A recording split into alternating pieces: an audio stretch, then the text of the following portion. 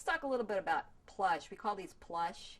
These are the kind you see everywhere, like the kind you see at the fair when you throw a ball at milk bottles, but those are the cheesy ones. And if you see those, that they're like copies of things, don't buy those because they're everywhere. Because the fair gives them out. All you have to do is pretend that you hit a bottle and you get a plush. So, remember those huge ones you can't even fit in the car?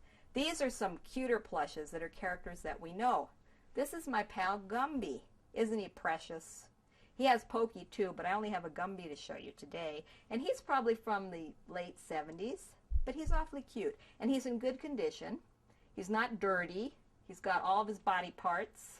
And he's even waving to you. So he's very cute, and he's probably worth about $30. This is Gumby. Call home. There he is, E.T. When E.T. came out, there were zillions of E.T. things, but there aren't that many around anymore, so they're starting to become highly collectible, and they're starting to be something that you can find.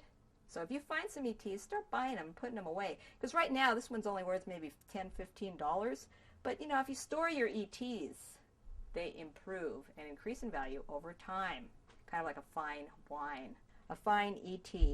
Isn't he cute? They have lots of ETs, by the way. They also have ET masks, ET keychain, everything ET, you know how it is.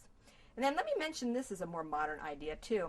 Look at this cute little Linus. Now, the Snoopy line is very valuable, very collectible. This particular Linus is United Features Syndicate. I would say this is from 60s, 70s. I don't have the exact date. You can date them, though, if you get a price guide and start looking at what's written on the bottom, where they're made, Hong Kong, China, etc. But this is a Linus, and, you know, he's worth quite a bit of money. He's in great shape. He's worth about $70. Now, if you had the original box, everything goes up in value. So when you buy toys for your kids, keep the boxes, except remember, they make a lot more toys now than they did then. Much more mass production now. So when people start collecting things now, like dolls like this, remember that there's zillions of them. And the whole collectible craze is becoming more common in people's psyche. So collecting things now, it may not get you what you did in the 70s. You may have to wait 100 years instead of 20, and I don't think we'll live that long. So just keep that in mind when you collect. Right, Linus?